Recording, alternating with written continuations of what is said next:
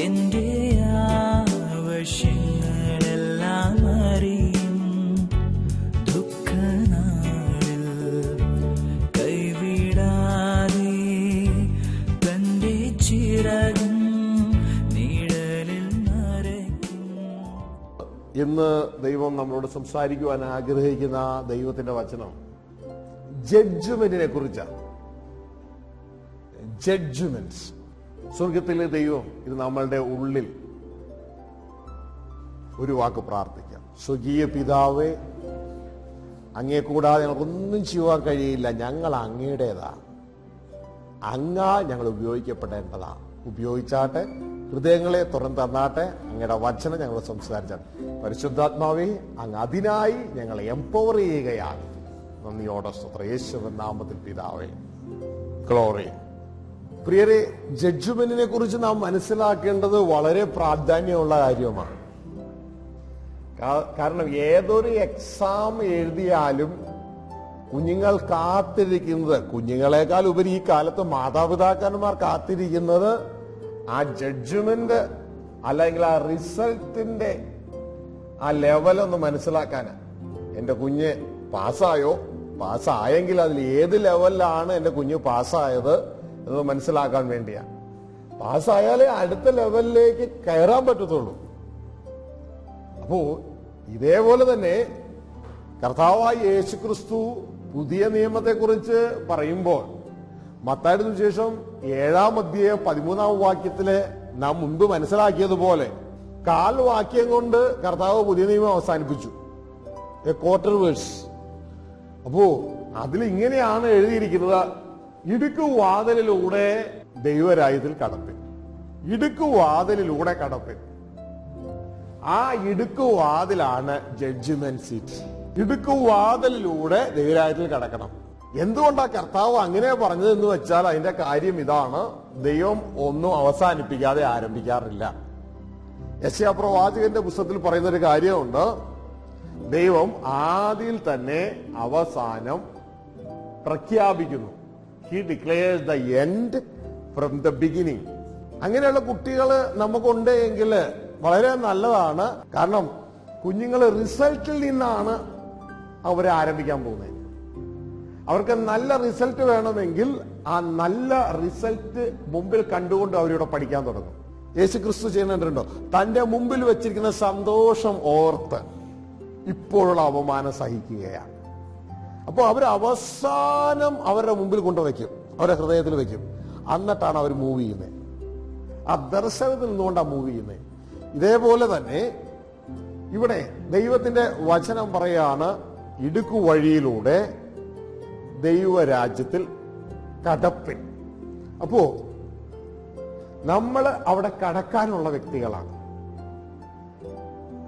ഈ വചനം സംസാരിച്ചുകൊണ്ടിരിക്കുമ്പോ, ഞാൻ തിരുവല്ല മീറ്റിംഗിന് ഈ വചനം സംസാരിച്ചുകൊണ്ടിരിക്കുമ്പോൾ ഒരു പ്രിയ ദൈവദാസൻ അവിടെ എഴുന്നേറ്റു.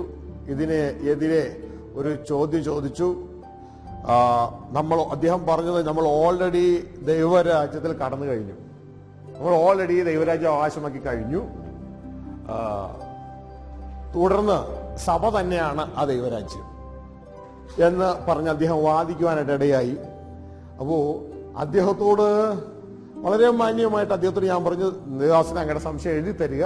കാരണം ഇത്രയധികം ജനങ്ങൾ അവിടെ ദൈവവചനം കേട്ടുകൊണ്ടിരിക്കുമ്പോൾ ഈ ഒരാൾക്ക് വേണ്ടി നമുക്കത് സ്പെൻഡ് ചെയ്യാൻ ബുദ്ധിമുട്ടുണ്ട്. അടുത്ത സെക്ഷനിൽ നമുക്ക് എക്സ്പ്ലെയിൻ ചെയ്യാം. തുടർന്ന് അദ്ദേഹം അത് എഴുതി തന്നു. അടുത്ത സെക്ഷനിൽ സംസാരിക്കാൻ തുടങ്ങിയപ്പോൾ ഉടനെ അദ്ദേഹം എഴുന്നേറ്റു.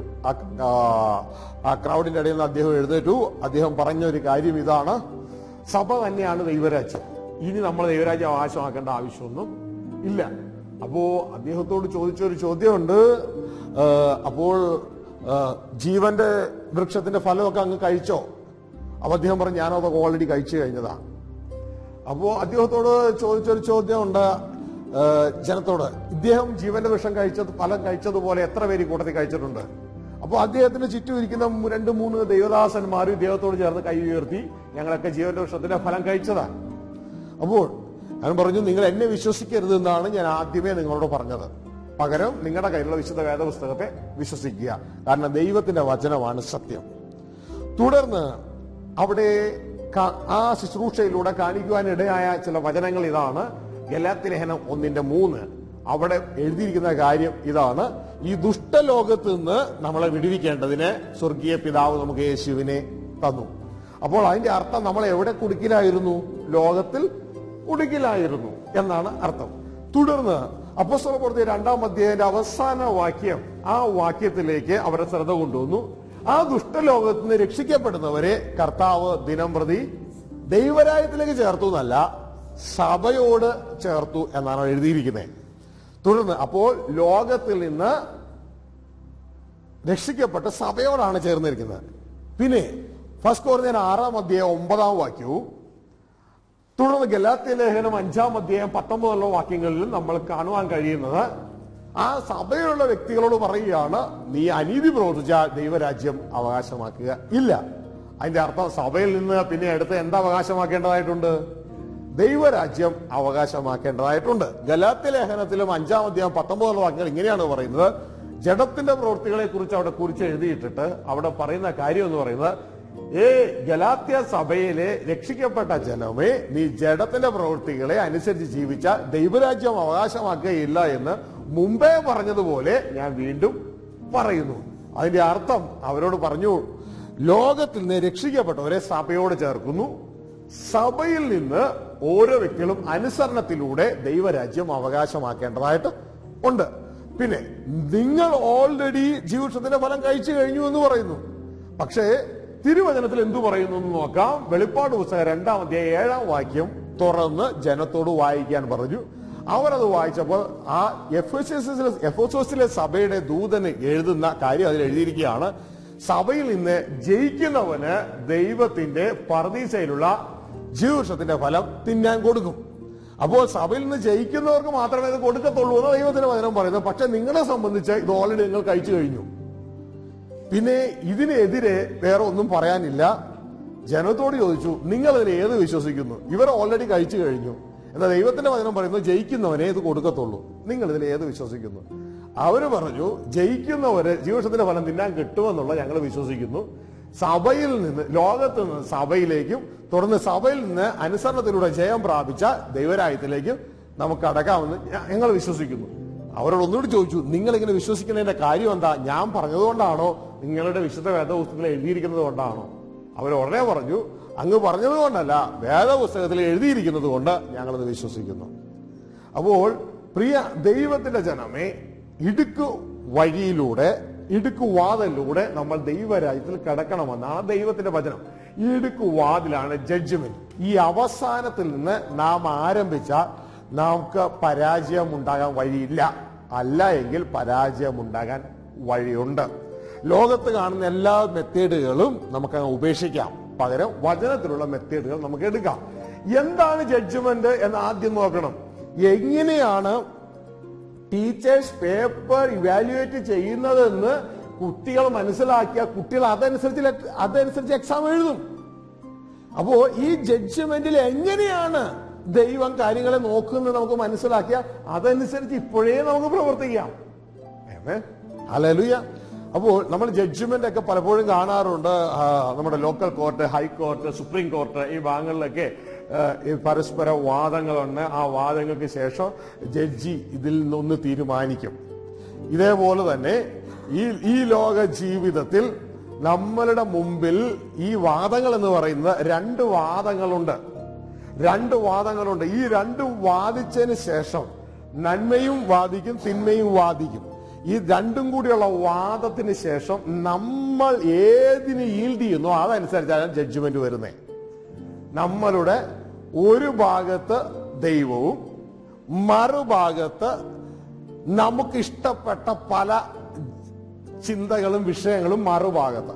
ഇത് രണ്ടും കൂടെയാണ് നമ്മുടെ മുമ്പിൽ ഈ വാദിക്കാൻ നിൽക്കുന്ന വക്കീലുമാർ നിൽക്കുന്ന പോലെ നിൽക്കുന്നത്.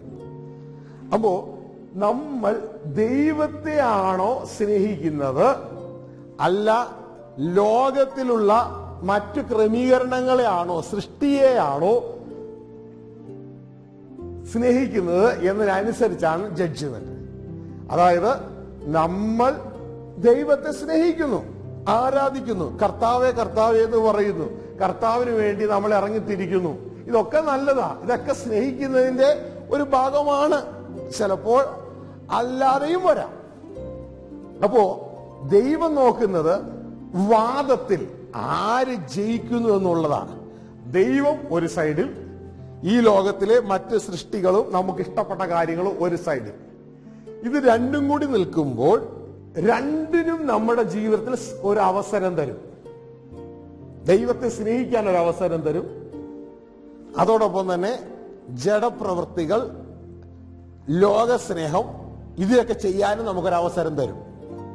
ഇത് രണ്ടും തരും. രണ്ടും തന്നിട്ട്, അതായത് രണ്ട് വക്കീലന്മാർ വാദിക്കുന്നത് പോലെ രണ്ടവസരവും തരും. എന്നിട്ട് ഇതിൽ ഏതിൽ നമ്മൾ ജയം പ്രാപിക്കുന്നു എന്നതിനനുസരിച്ചാണ് ജഡ്ജ്മെന്റ്. ഹലോ, നിങ്ങൾ വല്ലതും ശ്രദ്ധിക്കുന്നുണ്ടോ? ഗ്ലോറി, ഞാൻ ഇപ്പൊ പറയുമ്പോൾ ഞാൻ കേട്ടുകൊണ്ട് പറയുകയാ. ഞാൻ ഇതിനു മുമ്പ് ഇത് കേട്ടിട്ടില്ല. ഞാൻ കേട്ടത് എന്റെ റൂമിൽ വെച്ച് കേട്ടതല്ല ഞാനിപ്പോ പറഞ്ഞുകൊണ്ടിരിക്കണേ. ശ്രദ്ധിക്കുക, എന്റെ റൂമിൽ വെച്ച് കേട്ടതല്ല ഞാൻ പറഞ്ഞുകൊണ്ടിരിക്കണേ. ഞാൻ ഇപ്പൊ കേൾക്കണത് പറഞ്ഞുകൊണ്ടിരിക്കുക. രണ്ട് വക്കീല്, ജഡ്ജ്മെന്റാ. രണ്ട് വക്കീൽ അപ്പുറം ഇപ്പുറം നിന്ന് വാദിച്ചിട്ട് ഇതിൽ ഏറ്റവും നന്നായിട്ട് പെർഫോം ചെയ്ത വക്കീല് പറഞ്ഞതനുസരിച്ചായിരിക്കും ജഡ്ജി കാര്യങ്ങൾ തീരുമാനിക്കണേ. ഇതേപോലെ തന്നെ നമ്മൾ ഇന്ന് ലോകത്ത് നിൽക്കുകയാണ്. ഈ സമയത്ത് ദൈവവും അതോടൊപ്പം തന്നെ മറ്റ് ഈ ലോകത്തിലെ സകല സൃഷ്ടി ക്രമീകരണങ്ങൾ രണ്ടും നമ്മുടെ മുമ്പിൽ വരും. രണ്ടും നമ്മുടെ മുമ്പിൽ വരും. ദൈവം ഈ ലോകത്തിലെ ദൈവികമായ സകലം നമ്മുടെ മുമ്പിൽ കൊണ്ടുവരും. ദൈവിക സ്നേഹ ക്രമീകരണങ്ങൾ. പിശാച് ഇതിനെതിരുള്ള സകലം നമ്മുടെ മുമ്പിൽ കൊണ്ടുവരും. ഇത് രണ്ടും മുമ്പിൽ വെച്ചിരിക്കുകയാണ്. നമ്മൾ ഇതിന് ഏതിന് ഈൽഡ് ചെയ്യുന്നു എന്നാ നോക്കണേ. നമ്മൾ കുറച്ച് ദൈവത്തെ കൂടുതൽ ഈ ലോകത്തിലെ ക്രമീകരണങ്ങളെയും അങ്ങനെയും പോകുന്ന ആളുകളുണ്ട്. ചിലപ്പോൾ പൂർണ്ണമായി ഈ ലോകത്തിലെ ക്രമീകരണങ്ങളിലേക്ക് പോകുന്ന ആളുകളുണ്ട്. എന്നാൽ ഒരു ഹാഫ് രണ്ടും കൂടി കൊണ്ടുപോകുന്ന ആളുകളുണ്ട്. ഇങ്ങനെ പലതും ഉണ്ട്. എന്നാൽ ജഡ്ജ്മെന്റ് എന്ന് പറയുന്നത് ഇതാണ്.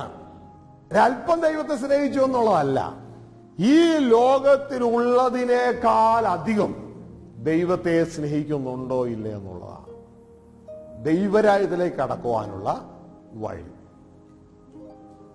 യോഹന്നാന്റെ സുവിശേഷം 3:19 കർത്താവ് എന്തായി ജഡ്ജ്മെന്റ് എന്ന് പറയുന്നുണ്ട്. And this is the judgement. ഇതാണ് ന്യായവിധി. ഇതാണ് ന്യായവിധി. എന്താ ന്യായവിധി? ഇപ്പോഴേ നമുക്കറിയാം. That the light is come unto the world, and men loved the darkness rather than light, for their works were evil. ന്യായവിധി എന്നതോ വെളിച്ചം ലോകത്തിൽ വന്നിട്ടും മനുഷ്യരുടെ പ്രവൃത്തി ദോഷമുള്ളതാകിയാൽ അവർ വെളിച്ചത്തെക്കാൾ ഇരുളിനെ സ്നേഹിച്ചു. വെളിച്ചവും ഇരുളും. എന്താ ന്യായവിധി? ഒരു സൈഡിൽ വെളിച്ചം, ഒരു സൈഡിൽ ഇരുള്. ന്യായവിധിയെ കുറിച്ച് പറയാം. ന്യായവിധി എന്താണെന്നറിയാമോ? നിങ്ങൾ വെളിച്ചത്തെ സ്നേഹിച്ചില്ലെന്നല്ല പറയുന്നേ, വെളിച്ചത്തെക്കാൾ ഇരുളിനെ സ്നേഹിച്ചു. ഇവിടെയാണ് ആ വ്യക്തി ശിക്ഷാവിധിയിലേക്ക് കടന്നു പോകുന്നത്.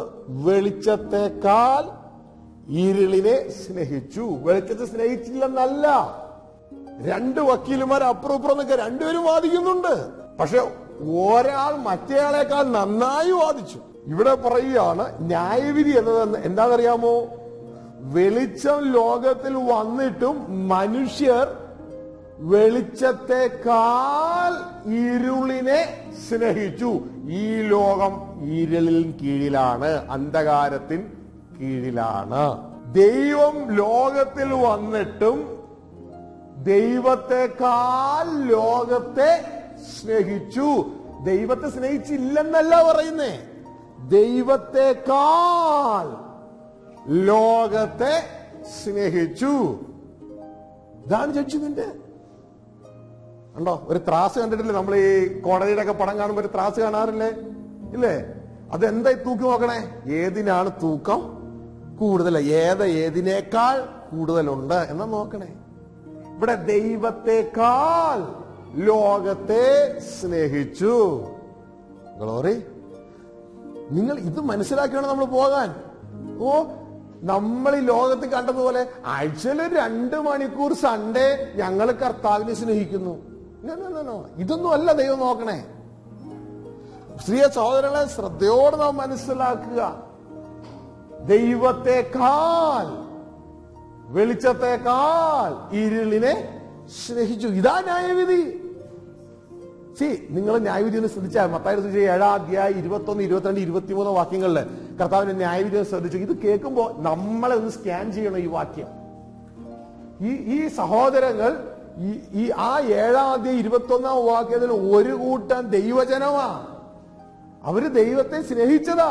അവര് കർത്താവോട് പറഞ്ഞത്, ഞങ്ങൾ നിന്നെ കർത്താവായി സ്വീകരിച്ചവരാ, യേശുവിനെ സ്നേഹിച്ചവരാ. പക്ഷേ അവർക്ക് ന്യായവിധിയിൽ സ്വർഗരാജ്യം അവകാശമാക്കാൻ പറ്റിയില്ല. കർത്താവ് പറഞ്ഞു, എന്നെ കർത്താവെ കർത്താവ് എന്ന് വിളിക്കുന്ന ഏവനും അല്ല. അവരും വെള്ളിയാഴ്ച 2 മണിക്കൂർ ഒരുപക്ഷെ കർത്താവിന് കൊടുത്തതായിരിക്കാം, ഞായറാഴ്ച 2 മണിക്കൂർ ഒരുപക്ഷെ കർത്താവിന് കൊടുത്തതായിരിക്കാം. പക്ഷെ തൂക്കത്തിൽ നോക്കിയപ്പോ കർത്താവ് കണ്ടു, എന്നേക്കാൾ അധികം നീ ലോകത്തെയാ സ്നേഹിക്കണേ. തൂക്കം നോക്കുക. ന്യായവിധി എന്നതോ വെളിച്ചം ലോകത്തിൽ വന്നിട്ടും വെളിച്ചത്തെ സ്നേഹിച്ചില്ലെന്നല്ല, വെളിച്ചത്തെക്കാൾ അധികമായി ഇരുളിനെ, ലോകത്തെ സ്നേഹിച്ചു. മനസ്സിലാകുന്നുണ്ടോ? അപ്പോ അവർക്കൊരു അപകടം ഉണ്ടായി. അവർക്ക് ആ ജഡ്ജ്മെന്റ് സീറ്റിലൂടെ ക്രോസ് ചെയ്ത് കയറിപ്പോകാൻ പറ്റിയില്ല. കാരണം ഇതാണ് ജഡ്ജ്മെന്റ്. മനസ്സിലായില്ലെങ്കിൽ നോക്കിയാൽ ഒരു ടീച്ചർ എങ്ങനെയാണ് പേപ്പർ വാല്യുവേറ്റ് ചെയ്യുന്നത് എന്ന് മനസ്സിലായി കഴിഞ്ഞാൽ ബുദ്ധിയുള്ള കുഞ്ഞുങ്ങൾ തുടർന്ന് അതനുസരിച്ച് എഴുതും. നിങ്ങൾ അറിയുന്നുണ്ടോ വാല്യുവേറ്റ് ചെയ്യുന്നതുണ്ടോ? പിന്നെ അടുത്ത ഗ്രൂപ്പ് പറഞ്ഞ, ഞങ്ങൾ നിന്റെ പേരിൽ വേല ചെയ്തു. മത്തായി 7-ാം 22, 21 പറയാം, നിന്റെ പേരിൽ ഞങ്ങൾ വേല ചെയ്തു, സുവിശേഷീകരണം നടത്തി, രോഗികളെ സൗഖ്യമാക്കി, ഭൂതങ്ങളെ പുറത്താക്കി. ഇതൊക്കെ നല്ലതാ. പക്ഷേ ഇതാ ജഡ്ജ്മെന്റ് സീറ്റിൽ നോക്കി കർത്താവ് നോക്കി, രണ്ടും കൂടി താരതമ്യപ്പെടുത്തി നോക്കി, ഏതാണ് കൂടുതൽ? വെളിച്ചം ലോകത്തിൽ വന്നിട്ടും ഇവർ വെളിച്ചത്തെയാണോ സ്നേഹിച്ചത്, അതോ വെളിച്ചത്തെക്കാൾ ഇരുളിനെയാണോ സ്നേഹിച്ചത്? അവരും തോറ്റു. വെളിച്ചത്തെക്കാൾ അവരും ഇരുളിനെയാ സ്നേഹിച്ച്, അവരും തോറ്റുപോയി. അപ്പോൾ പ്രിയ ദൈവജനമേ, ഈ ജഡ്ജ്മെന്റിനെ കുറിച്ച് നമ്മൾ നന്നായി മനസ്സിലാക്കുക. ഇന്ന് ദൈവം ആഗ്രഹിക്കുന്നത് ഈ ലോകത്ത് കാണുന്ന ടൈപ്പ് ഭക്തിയല്ല. എന്നാൽ ഇത് അല്പസമയം കർത്താവിന് കൊടുത്ത കാര്യങ്ങൾ നടത്താൻ. കർത്താവ് ആഗ്രഹിക്കുന്നത് എന്റെയും നിങ്ങളുടെ സ്നേഹം എങ്ങോട്ടാ? സ്നേഹമാണ് ഇവിടുത്തെ ക്രിട്ടിക്കൽ ഫാക്ടർ. സ്നേഹമാണ് ക്രിട്ടിക്കൽ ഫാക്ടർ.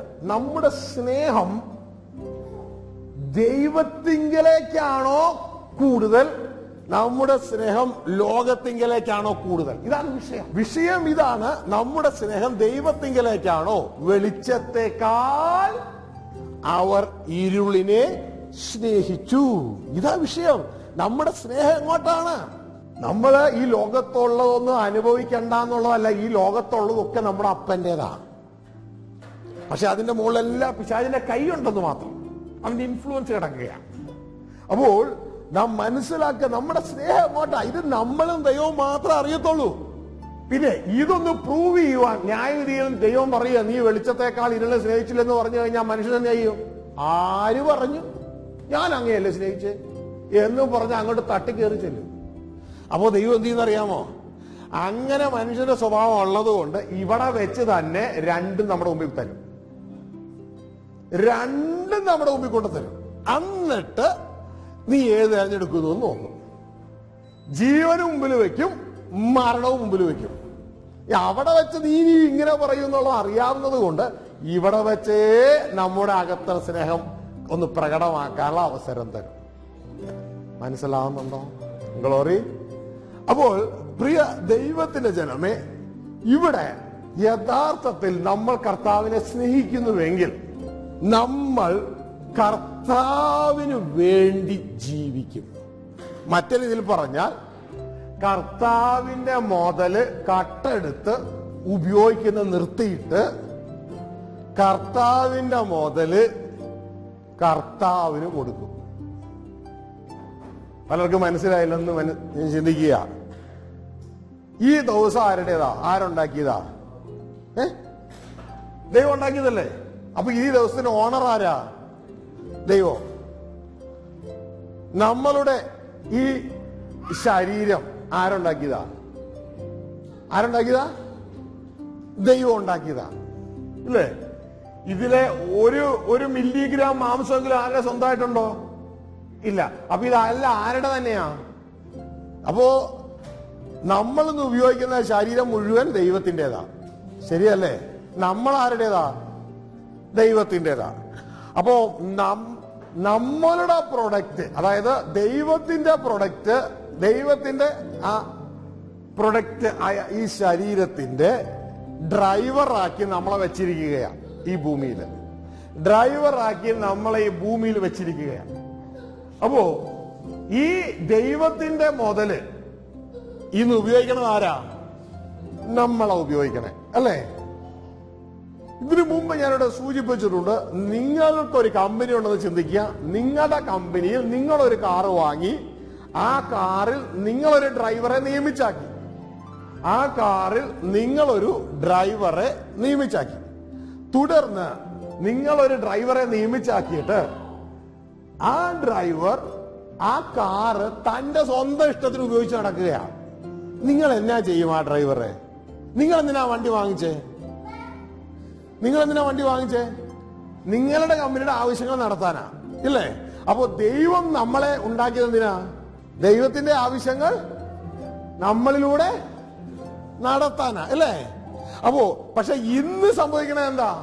ദൈവം ഉണ്ടാക്കി തന്ന ശരീരത്തിന്റെ ഉള്ളിൽ നമ്മളെ ഡ്രൈവറാക്കി വെച്ചിട്ട് ആ ശരീരം കൊണ്ട് നമ്മൾ നമ്മുടെ ഇഷ്ടങ്ങളനുസരിച്ച് കൊണ്ടുപോവുക. മനസ്സിലായോ? നമ്മുടെ ഇഷ്ടത്തിനനുസരിച്ച് കൊണ്ടുപോയിക്കൊണ്ടേയിരിക്കുക. ഇതാണ് ജഡ്ജ്മെന്റ് സീറ്റിൽ നോക്കുന്ന ഒരു കാര്യം. കർത്താവ് പറഞ്ഞിട്ടില്ലയോ, എന്നെ കർത്താവ് വിളിക്കുന്നതിനല്ല, നിന്നെ ദൈവം ഉണ്ടാക്കിയത് ദൈവ ഇഷ്ടം ചെയ്യാനാ. പക്ഷെ നീ അത് ചെയ്തുകൊണ്ട് പോകണം, നിന്റെ ഇഷ്ടമാ. അപ്പോ എന്നെ കർത്താവ് വിളിക്കുന്നവനല്ല, ദൈവ ഇഷ്ടം ചെയ്യുന്നവനാ സ്വർഗ്ഗരാജ്യത്തിൽ കയറുന്നേ. ദൈവം ഉണ്ടാക്കിയ ശരീരം കൊണ്ട് ദൈവ ഇഷ്ടം ചെയ്യുന്നവനാ സ്വർഗ്ഗരാജ്യത്തിൽ കയറുന്നേ. മനസ്സിലാവുന്നുണ്ടോ? അപ്പോൾ പ്രിയ ദൈവത്തിന്റെ ജനമേ, നമ്മളുടെ ഈ ശരീരം ദൈവത്തിൻ്റെതാണ് എങ്കിൽ ദൈവത്തിന്റെ മുതലിനെ ദൈവത്തിന് തിരികെ കൊടുക്കുക. അത് എടുത്ത് അനധികൃതമായിട്ട് നമ്മൾ ഉപയോഗിക്കുകയാണെങ്കിൽ നമ്മൾ ദൈവത്തിന്റെ മുതലിൽ മോഷണം നടത്തുന്ന വ്യക്തികളായിട്ട് വരും. ഒരു കമ്പനിയുടെ കാറ് തന്റെ സ്വന്തം ആവശ്യങ്ങൾക്ക് ഉപയോഗിച്ചുകൊണ്ട് മുന്നോട്ടേക്ക് പോയി കമ്പനിയുടെ ആവശ്യങ്ങൾ ഉപയോഗിക്കാതെ മുന്നോട്ടേക്ക് പോകുമ്പോൾ അത് മോഷണം നടത്തുന്നത് പോലെ തന്നെ ഇതാ ദൈവം നമുക്ക് തന്നിരിക്കുന്ന ശരീരം, ആ ശരീരം ദൈവത്തിന്റെ ഉപയോഗത്തിന് കൊടുക്കാതെ നമ്മുടെ സ്വന്തം ഇഷ്ടത്തിന് മാത്രം ഇത് കൊണ്ട് നടക്കുമ്പോൾ ഒരു മോഷണമായി തീരുകയാണ്. അപ്പോ ഈ സമയത്ത് ആ മോഷണം നമ്മൾ എത്രത്തോളം സത്യം ഗ്രഹിക്കുന്നു അത്രത്തോളം മോഷണം അവസാനിപ്പിക്കും. മനസ്സിലാവുന്നുണ്ടോ? ഈ ശരീരം കർത്താവിന് വേണ്ടി ഓടാൻ വിട്ടുകൊടുക്കും. അല്ല എങ്കിൽ നമ്മൾ ആഴ്ചയിൽ ഈ ലോകപ്രകാരമുള്ള ഭക്തി ഒരു അരമണിക്കൂറോ 2 മണിക്കൂറോ കർത്താവിനെ ഒന്ന് കൈയടിപ്പിച്ചിട്ട് നമ്മൾ സ്വന്തം ഇഷ്ടത്തിന് വേണ്ടി ഇതങ്ങ് കൊണ്ടുപോകും. മനസ്സിലാവുന്നുണ്ടോ? പക്ഷെ ഇത് മനസ്സിലായാലും മനസ്സിലായില്ല എന്ന് അഭിനയിക്കുന്ന ആളുകളാണ് അനേകരും. ഇനി മനസ്സിലായാലും അതനുസരിച്ച് പ്രവർത്തിക്കുവാൻ തയ്യാറില്ല. ഇവിടെയാണ് ദൈവത്തിന്റെ ടെസ്റ്റ് വരുന്നത്. ഇതാണ് ജഡ്ജ്മെന്റ് നടന്നുകൊണ്ടിരിക്കുകയാണ്. ഇവിടെ ശ്രദ്ധിച്ചു കേൾക്കുക, നടന്നുകൊണ്ടിരിക്കുകയാണ്. കടന്നു വന്നാട്ടെ. 2 തെസ്സലോനിയൻസ് 2-ാം അധ്യായം 8 മുതലുള്ള വാക്യങ്ങൾ. ദൈവത്തിന്റെ ടെസ്റ്റ് ഇതാണ്. അപ്പോൾ അധർമ്മമൂർത്തി വെളിപ്പെട്ടു വരും, അവനെ കർത്താവായ യേശു തന്റെ വായിലെ ശ്വാസത്താൽ ഒടുക്കി തന്റെ പ്രത്യക്ഷയുടെ പ്രഭാവത്തെ നശിപ്പിക്കും. ആന്റിക്രൈസ്റ്റിന്റെ പ്രവർത്തനമാണ്, അതിപ്പോഴേ വ്യാപരിക്കുന്നുണ്ട്. ആ പ്രവർത്തനത്തെ കുറിച്ചാണ് പറയുന്നത്. അധർമ്മമൂർത്തിയുടെ പ്രത്യക്ഷത നശിച്ചു പോകുന്നവർക്ക്. അപ്പൊ ദൈവത്തിന് ഓൾറെഡി അറിയാം ഒരു ഗ്രൂപ്പ് നശിച്ചു പോകാൻ പോവുകയാണ്. നശിച്ചു പോകുന്നവർക്ക് സാത്താന്റെ വ്യാപാര ശക്തിക്ക് ഒത്തവണ്ണം വ്യാജമായ സകല ശക്തിയോടും അടയാളങ്ങളോടും അത്ഭുതങ്ങളോടും അനീതിയുടെ സകല വഞ്ചനയോടും കൂടെ ആയിരിക്കും. അപ്പോൾ സാത്താൻ പ്രവർത്തിക്കാൻ പോകുന്നത് നിങ്ങൾ പലരും ആഗ്രഹിക്കുന്ന അത്ഭുതങ്ങളോടുകൂടെ ആയിരിക്കും, വഞ്ചനയോടുകൂടെ ആയിരിക്കും, അടയാളങ്ങളോടുകൂടെ ആയിരിക്കും സാത്താൻ പ്രവർത്തിക്കാൻ പോകുന്നത്. 10-ാം വാക്യം, അവർ രക്ഷപ്പെടുവാൻ തക്കവണ്ണം, ശ്രദ്ധിച്ചു കേട്ടോ, വളരെ ഇമ്പോർട്ടന്റ് ആയുള്ള വാക്യം, സത്യത്തെ സ്നേഹിച്ച് കൈക്കൊള്ളാകയാൽ. സത്യത്തെ സ്നേഹിച്ച്, പറഞ്ഞേ, സത്യത്തെ സ്നേഹിച്ച്, സത്യത്തെ സ്നേഹിച്ച് കൈക്കൊള്ളാകയാൽ തന്നെ അങ്ങനെ ഭവിക്കും. സത്യം എന്ന് പറഞ്ഞാൽ ദൈവത്തിന്റെ പരിശുദ്ധ വചനം. ഈ വചനം വായിച്ച് ഈ വചനം പ്രസംഗിക്കുമ്പോൾ ഈ വചനത്തെ സ്നേഹിക്കാതെ, ഈ വചനത്തെ സ്നേഹിച്ച് അതിനെ കൈക്കൊള്ളാതെ ഇരിക്കുന്ന വ്യക്തികളെ, ഞാൻ പറഞ്ഞല്ലോ 2 വക്കീലന്മാരെ പോലെ ഒരു പ്രവർത്തിക്കുന്നേ. ആദ്യം ദൈവം സത്യത്തിന്റെ വചനം ഇങ്ങ തരും. സത്യത്തിന്റെ വചനം നമ്മുടെ മുമ്പ് പ്രദർശിപ്പിക്കും. അതെന്തിനു വേണ്ടിയാണെന്നറിയാമോ? നമ്മുടെ പ്രൊട്ടക്ഷനാണ്. ഇത് കേൾക്കുമ്പോ തന്നെ ഈ സത്യത്തിന്റെ വചനത്തെ സ്നേഹിച്ച് സ്വീകരിച്ചോളണം. സത്യത്തിന്റെ വചനത്തെ സ്നേഹിച്ച് സ്വീകരിച്ചില്ലെങ്കിൽ, ഇതുകൊണ്ട് ദൈവം ആദ്യം തന്നെ അവസരം തരുന്നുണ്ട്. സ്നേഹിച്ച് സ്വീകരിച്ചില്ല എങ്കിൽ, ഇപ്പൊ ഞാന് പ്രിയ സന്തോഷത്തോട് ചില വാക്കുകൾ പറയാ, സന്തോഷം ആ വാക്കുകളൊന്നും സ്വീകരിക്കുന്നില്ല. ഇതേപോലെ തന്നെ ദൈവം നമ്മളോട് ദൈവത്തിന്റെ വചനം പറയുമ്പോൾ ആ വാക്കുകളെ നാം സ്നേഹിച്ച് സ്വീകരിക്കണം. ദൈവത്തിന്റെ വാക്കുകളെ സ്നേഹിച്ച് സ്വീകരിക്കുക എന്ന് പറഞ്ഞാൽ ദൈവത്തെ സ്നേഹിക്കുക എന്നതിന്റെ അർത്ഥം. സന്തോഷം എന്നെ സ്നേഹിക്കാതെ എന്റെ വാക്കുകളൊന്നും എടുക്കത്തില്ല. ആ വാക്കുകളെ സ്നേഹിച്ച് അനുസരിച്ചില്ല എങ്കിൽ പ്രിയരെ നാം അപകട മേഖലയിലായി. ഇനി 1-ാമത്തെ വക്കീലിന്റെ വാദം കഴിഞ്ഞതുപോലെയായി. ഇനി അടുത്തത് വക്കീല് സ്നേഹിച്ച് അനുസരിച്ചില്ല എങ്കിൽ ഇനി വരാൻ പോണ അപകട മേഖലയാണ്. ഓടാനേ ബോഷ്ക്ക് വിശ്വസിക്കുമാറ് ഇനി നമ്മുടെ അടുക്കലേക്ക് വരാൻ പോണത് ഈവിൾ സ്പിരിറ്റ് ആയിരിക്കും. ഈവിൾ സ്പിരിറ്റ് നമ്മുടെ അടുക്കലേക്ക് ഈവിളായിട്ടൊന്നും കാണിക്കത്തില്ല. അതും സുവിശേഷീകരണത്തിന്റെ മറ്റു പല കാര്യങ്ങൾ കാണിച്ചിട്ട് അത്ഭുതങ്ങളും അടയാളങ്ങളും നമ്മുടെ മുമ്പിൽ തരും. എന്നിട്ട് നമ്മളെ ദൈവത്തിൽ നിന്ന് അങ്ങ് അകറ്റും. സത്യത്തെ സ്നേഹിച്ചില്ല എങ്കിലുള്ള അപകടമാണ് എഴുതിയിരിക്കുന്നത്. 19 വീണ്ടും വായിക്കാം. അവർ രക്ഷിക്കപ്പെടുവാൻ തക്കവണ്ണം സത്യത്തെ സ്നേഹിച്ച് കൈക്കൊള്ളാകയാൽ തന്നെ അങ്ങനെ ഭവിക്കും. സത്യത്തെ വിശ്വസിക്കാതെ അനീതിയിൽ രസിക്കുന്ന ഏവർക്കും ന്യായവിധി വരേണ്ടതിന് ദൈവത്തിന് നിർബന്ധം കണ്ടോ? നീ എന്റെ വാക്കുകളെ എന്നെ സ്നേഹിക്കുന്നില്ല എങ്കിൽ നിനക്ക് ന്യായവിധി വരണം. ന്യായവിധി ഇത്രേ ഉള്ളൂ. നീ ദൈവത്തെ സ്നേഹിക്കുന്നുവോ അതോ ലോകത്തെ സ്നേഹിക്കുന്നുവോ? സത്യത്തെ സ്നേഹിക്കാത്ത വ്യക്തികൾക്ക് ന്യായവിധി വരേണ്ടതിന്. സത്യത്തെ സ്നേഹിച്ചില്ലെന്നല്ലേ ഉള്ളൂ. അതും പറഞ്ഞു വാദിക്കും. ഇനി ആ 1-ാമത്തെ ആ വക്കീലിന്റെ വാദം കഴിഞ്ഞ അടുത്ത ആള് വരികയാ. അവിടെ പറയുക, സത്യത്തെ വിശ്വസിക്കാതെ അനീതിയിൽ രസിക്കുന്ന ഏവർക്കും ന്യായവിധി വരേണ്ടതിന് ദൈവം അവർക്ക്, ശ്രദ്ധിച്ചു കേട്ടോ, ദൈവം അവർക്ക് ബോഷ്ക്ക് വിശ്വസിക്കുമാറ് വ്യാജത്തിന്റെ വ്യാപാര ശക്തിയെ അയക്കുന്നു. ദൈവം സത്യം അനുസരിക്കുവാനൊരു അവസരം കിട്ടിയിട്ട് സത്യവചനം പ്രസംഗിച്ച് കേട്ടിട്ട് അതിനെ സ്വീകരിക്കാതെ, അല്ലെങ്കിൽ ആ ദൈവിക വചനത്തെ സ്വീകരിക്കാതെ ഇരുന്നാൽ നാം അപകട മേഖലയിലായി. ജഡ്ജ്മെന്റ് ഇത്രേ ഉള്ളൂ. നാം ആരെ സ്നേഹിക്കുന്നു? ദൈവത്തെയാണോ സ്നേഹിക്കുന്നത് അതോ ലോകത്തെയാണോ സ്നേഹിക്കുന്നത്? ഇതാണ് ജഡ്ജ്മെന്റ്. വെളിച്ചം ലോകത്തിൽ വന്നിട്ടും അവരുടെ പ്രവൃത്തികൾ അന്ധകാരം നിറഞ്ഞതായതുകൊണ്ട്, തിന്മയായതുകൊണ്ട് അവർ വെളിച്ചത്തേക്കാൾ അധികം ഇരുളിനെ സ്നേഹിച്ചു. വെളിച്ചത്തെ സ്നേഹിച്ചില്ലെന്നില്ല, വെളിച്ചത്തെ സ്നേഹിച്ചു. ഒരു 2 മണിക്കൂർ കൊടുക്കത്തക്ക വിധത്തിൽ, അല്ലെങ്കിൽ ഈ ദൈവം എനിക്ക് നിത്യജീവൻ തരുമെന്ന് പറഞ്ഞത് കൊണ്ട് ഒരല്പം ജഡ്ജ്മെന്റ് യഥാർത്ഥത്തിൽ മനസ്സിലാക്കുക. ഇവിടെ പറയുക, അവരങ്ങനെ സത്യത്തെ സ്നേഹിക്കാഞ്ഞത് കൊണ്ട്, അവർ ഇരുളിനെ സ്നേഹിച്ചത് കൊണ്ട് ദൈവം അവർക്ക് ഭോഷ്ക് വിശ്വസിക്കുമാറ് ഇതാ ഇരുളിന്റെ വ്യാപാര ശക്തിയെ അയക്കുകയാണ്. അതിന്റെ വരവ് എങ്ങനെയായിരിക്കും? അധർമ്മമൂർത്തിയുടെ പ്രത്യക്ഷത നശിച്ചു പോകുന്നവർക്ക് സാത്താന്റെ വ്യാപാര ശക്തിക്ക് ഒത്തവണ്ണം വ്യാജമായ സകല ശക്തിയോടും അടയാളങ്ങളോടും അത്ഭുതങ്ങളോടും അനീതിയുടെ സകല വഞ്ചനയോടും കൂടിയായിരിക്കും. വഞ്ചനയാണത്. നമുക്ക് നന്മയായിട്ട് തോന്നും, അത് നന്മയല്ല, അത് വഞ്ചനയാണ്. അപ്പോൾ സഹോദരങ്ങളെ, നാം ഈ ദിവസങ്ങളിൽ ചെയ്യേണ്ടത്, വചനം കേട്ടാൽ ഇത് എന്റെ അപ്പന്റെ വചനം, അപ്പന്റെ വാക്കാന്ന് മനസ്സിലായി നമ്മൾ ആ വചനത്തെ സ്നേഹിക്കുക. വചനത്തെ സ്നേഹിച്ച് അതിനെ നമ്മുടെ ജീവിതത്തിൽ കൊണ്ടുവരിക. അല്ല എങ്കിൽ നാം അപകടമേഖലയിലേക്ക് പോവുകയാ. പിന്നെ ഇനി വാദം ദൈവത്തിനല്ല, ദൈവം ഓൾറെഡി പറയാനുള്ളത് പറഞ്ഞു കഴിഞ്ഞു വാക്കിലൂടെ. ഇനി അടുത്ത അവസരം എന്ന് പറയുന്നത് പിശാചിന് കിട്ടുകയാ. ഇവിടെ പറയാ ദൈവം അതിനെ അനുവദിക്കുന്നു. കാരണം ഈ ഭൂമി എന്താ? ദൈവത്തിന്റെ എൻട്രൻസ് എക്സാമിനേഷൻ ഹോളാ. മനുഷ്യർക്ക് ഇത് മനസ്സിലാകുന്നില്ല. മനുഷ്യർ ചിന്തിക്കുന്നത് ഇവിടെ എസ്റ്റാബ്ലിഷ് ചെയ്യാന്നുള്ള ചിന്തയില മനുഷ്യൻ പോകുന്നേ.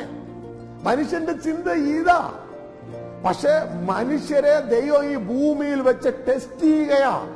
ഇവൻ എന്നെയാണോ കൂടുതൽ സ്നേഹിക്കുന്നത്, അതോ ലോകത്തെയാണോ കൂടുതൽ സ്നേഹിക്കുന്നേ? Glory, hallelujah. ഇവിടെ ചോദിക്കുക, ഇവിടെ പറയാ അവർ സത്യത്തെ സ്നേഹിച്ച് കൈക്കൊള്ളായികയാൽ.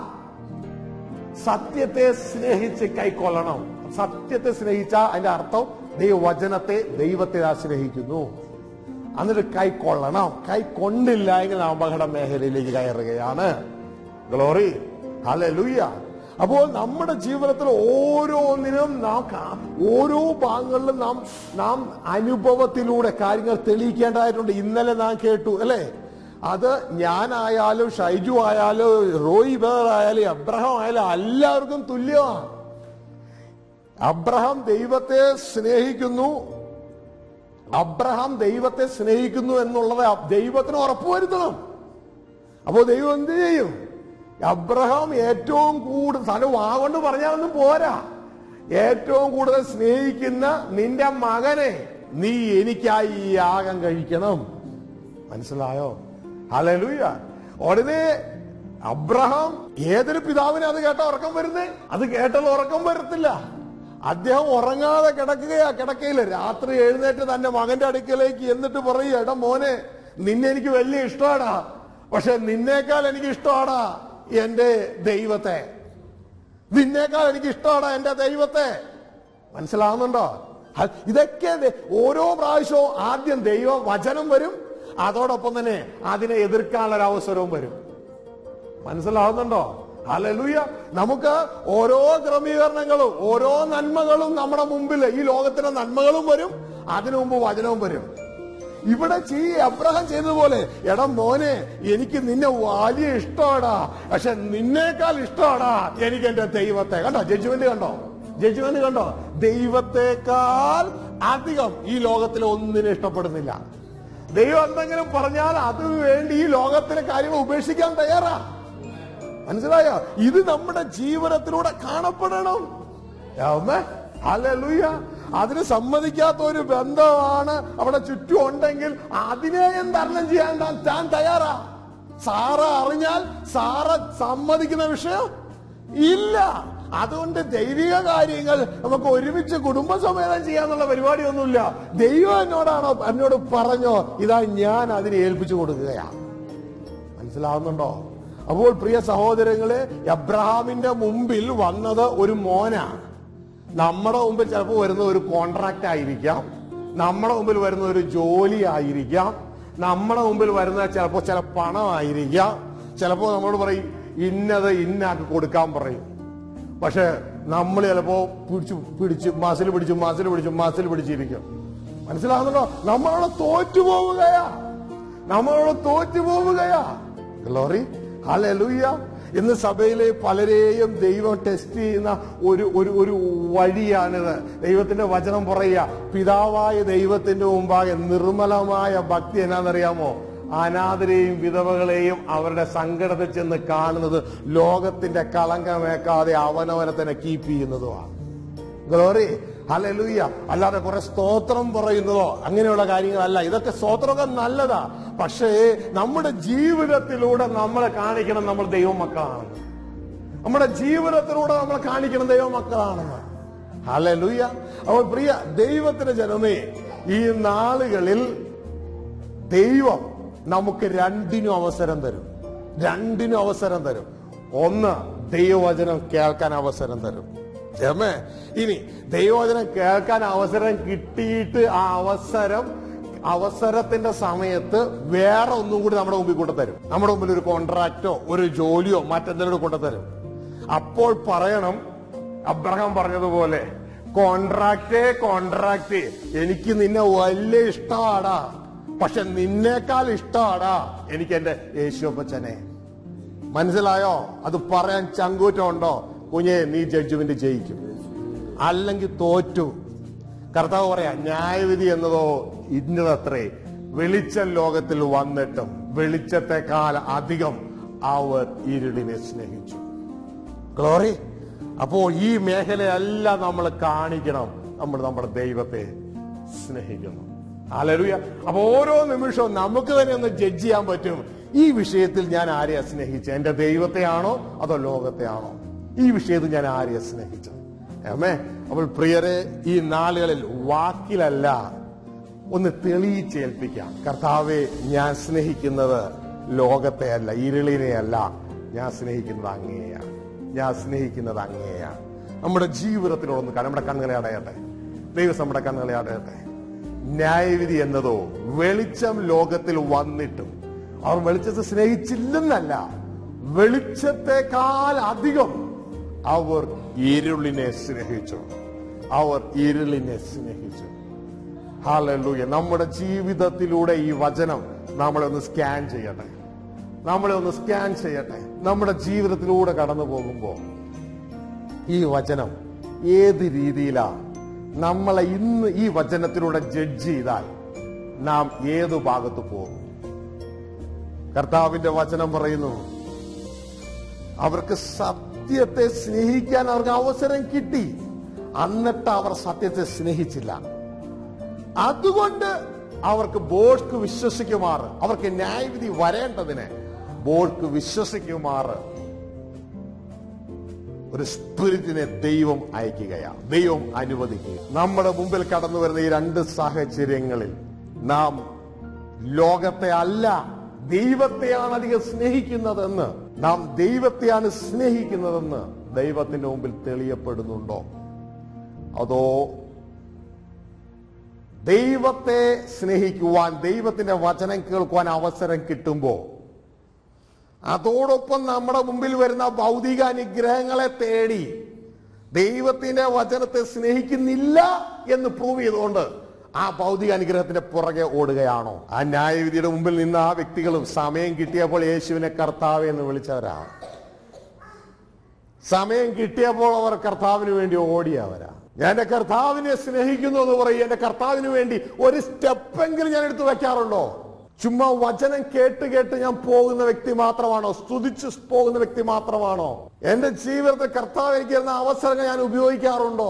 ആത്മീയമായി വളരുവാൻ എനിക്ക് എന്റെ കർത്താവ് തിരുവചനത്തിന്റെ ക്ലാസുകൾ തരുന്നുണ്ട്. ആ ദിവസം ഞാൻ എന്റെ ചെവി അവിടെ കൊണ്ട് വെച്ച് കൊടുക്കാറുണ്ടോ? അതോ എന്തെങ്കിലും എക്സ്ക്യൂസ് ചെയ്ത് ഞാൻ മാറുകയാണോ? ആത്മീയമായി വളരുവാൻ സെൽ മീറ്റിങ്ങുകൾ കർത്താവ് ഈ ഭൂമിയിൽ എനിക്ക് വേണ്ടി അറേഞ്ച് ചെയ്തിട്ടുണ്ട്. ഞാൻ എന്റെ ചെവി അവിടെ കൊണ്ട് വെച്ച് കൊടുക്കാറുണ്ടോ? അതോ എന്തെങ്കിലും എക്സ്ക്യൂസ് പറഞ്ഞ് ഞാൻ മാറുകയാണോ? എന്റെ ജീവിതത്തിന്റെ സായങ്കാല വേളകളിൽ എനിക്ക് ധാരാളം സമയം ലഭിക്കാറുണ്ട്. എന്റെ കർത്താവിന് വേണ്ടി ചില വ്യക്തികളെ ഒന്ന് പോയി കണ്ടുമുട്ടി, ചില വ്യക്തികളോടൊന്ന് സുവിശേഷം അറിയിക്കുവാൻ എനിക്ക് എന്റെ ഞായറാഴ്ചകളിൽ, എനിക്ക് എന്റെ വെള്ളിയാഴ്ചകളിൽ, എന്റെ വൈകിട്ട് എനിക്ക് സമയം കിട്ടാറുണ്ട്. പക്ഷെ ഞാൻ അതിനു വേണ്ടി തുനിയാറുണ്ടോ? ഞാൻ ദൈവത്തെ സ്നേഹിക്കുന്നുവെന്ന് എന്റെ ജീവിതത്തിലൂടെ കാണിക്കാറുണ്ടോ? എന്റെ ജീവിതത്തിന്റെ വേളകളിൽ ഒരു സ്റ്റെപ്പെങ്കിലും എന്റെ കർത്താവിനെ ഞാൻ സ്നേഹിക്കുന്നു എന്ന് ഞാൻ കാണിക്കുന്നുണ്ടോ? വെളിച്ചം ലോകത്തിൽ വന്നിട്ടും അവർ വെളിച്ചത്തെക്കാൾ അധികം ഇരുളിനെ സ്നേഹിച്ചു. പ്രിയ സഹോദര, പ്രിയ സഹോദരി, ഹൃദയത്തിൽ ദൈവത്തിൽ ഒരു തീരുമാനമെടുക്കുക. ദൈവവുമായിട്ട് നിന്റെ ഹൃദയം സംസാരിക്കട്ടെ. അടുത്ത ലെവലിലേക്ക് ദൈവം നിങ്ങളെ പലരെയും മാറ്റി കഴിഞ്ഞു. ഒരു തീരുമാനമെടുക്കുക. എൻ്റെ ജീവിതത്തിന്റെ സായങ്കാല വേളകളിൽ, എൻ്റെ ജീവിതത്തിന് ഫ്രീ കിട്ടുന്ന അവസരത്തിൽ ഞാൻ ചില മണിക്കൂറുകൾ എൻ്റെ കർത്താവിന് വേണ്ടി മാറ്റിവെക്കും. ഞാൻ ചില മണിക്കൂറുകൾ എൻ്റെ കർത്താവിന്റെ സുവിശേഷം മറ്റുള്ളവരോട് പറയുവാൻ തക്കവണ്ണം ഞാൻ മാറ്റിവെക്കും. എനിക്ക് അറിഞ്ഞുകൂടാ എങ്ങനെ ചെയ്യണമെന്ന്. പക്ഷെ ഞാൻ എൻ്റെ ഒരു കൂട്ടു സഹോദരനെ വിളിക്കും, എൻ്റെ ഒരു കൂട്ടു സഹോദരിയെ വിളിക്കും. ഞാൻ എൻ്റെ ജീവിത പങ്കാളിയുമായി ഞാൻ ചില കുടുംബങ്ങളിലേക്ക് കയറി ചെല്ലും. ഞാൻ അവരോട് എൻ്റെ കർത്താവിന്റെ വചനത്തെക്കുറിച്ച് അറിയിക്കും, എൻ്റെ കർത്താവിന്റെ സ്നേഹത്തെക്കുറിച്ച് ഞാൻ അറിയിക്കും. ഒരു തീരുമാനമെടുക്കുക. കർത്താവെ, ഇന്ന് വൈകിട്ട് തന്നെ എനിക്ക് അതിനുള്ള അവസരം തരണമേ. ഇന്ന് വൈകിട്ട് ഞാൻ ഫ്രീ ആണല്ലോ കർത്താവെ. കർത്താവെ, ഞാൻ അടങ്ങിയിരുന്ന് ഞാൻ ലോകത്തെ സ്നേഹിക്കുന്നു എന്ന് തെളിയിക്കാതെ ഞാൻ അങ്ങേക്ക് വേണ്ടി നീ ഇറങ്ങിത്തിരിക്കുന്നവനാകുവാൻ എന്നെ സഹായിക്കണമേ. എന്റെ കുടുംബമായി അങ്ങ് ഇറക്കണമേ കർത്താവെ. കർത്താവെ, എന്നെ ഒരു സഹോദരനുമായി ഇറക്കണമേ കർത്താവ്. എന്നെ ഒരു സഹോദരിയുമായി ഇങ്ങനെ ഇറക്കണമേ കർത്താവെ. ഈ രണ്ട് പേരായി കടന്നു പോകുവാൻ കർത്താവെ എന്നെ സഹായിക്കണമേ കർത്താവെ. ഓരോരുത്തരും ദൈവകരങ്ങളിൽ തങ്ങളെ തന്നെ ഏൽപ്പിച്ചാട്ടെ.